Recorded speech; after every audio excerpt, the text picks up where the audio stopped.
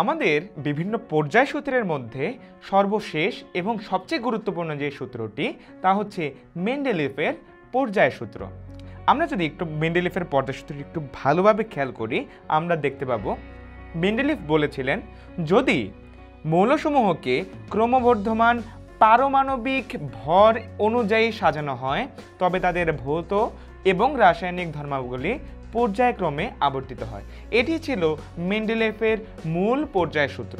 অর্থাৎ তিনি বলেছিলেন মৌলসমূহকে পারমাণবিক ভর অনুযায়ী সাজাতে হবে। কিন্তু পরবর্তী সময়ে দেখা যায় পারমাণবিক ভর অনুযায়ী সাজাতে গেলে বেশ কিছু মৌল যেমন পটাশিয়াম, আর্গন বা আয়োডিন, টেলুরিয়াম তাদেরকে সাজাতে গিয়ে বেশ কিছু প্রবলেমের সম্মুখীন হতে হয়, অর্থাৎ বেশ কিছু সমস্যার সম্মুখীন হতে হয়।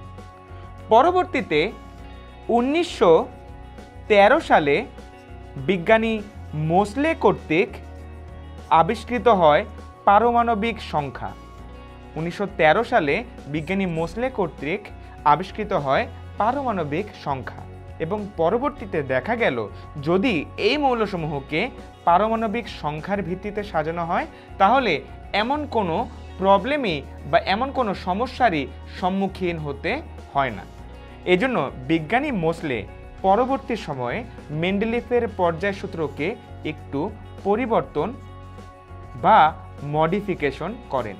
তিনি বলেন যদি মৌলসমূহকে ক্রমবর্ধমান পারমাণবিক সংখ্যার ভিত্তিতে সাজানো হয়, মৌলসমূহকে ক্রমবর্ধমান পারমাণবিক সংখ্যার ভিত্তিতে সাজানো হয় তবে তাদের ভৌত এবং রাসায়নিক ধর্মাবলী পর্যায়ক্রমে আবর্তিত হয়। সুতরাং এটি হচ্ছে মেন্ডেলিফের পর্যায় সূত্র, যেটি প্রথমে বললাম, এবং পরবর্তীতে মোসলে কর্তৃক পরিবর্তিত যে মেন্ডেলিফের পর্যায় সূত্র সেটি হচ্ছে মৌলসমূহকে পারমাণবিক সংখ্যার ভিত্তিতে সাজানো হলে তাদের ভৌত এবং রাসায়নিক ধর্মাবলী পর্যায়ক্রমে আবর্তিত হয়। সুতরাং এটি হচ্ছে মেন্ডেলিফের পরিবর্তিত পর্যায় সূত্র বা মোসলের পর্যায় সূত্র।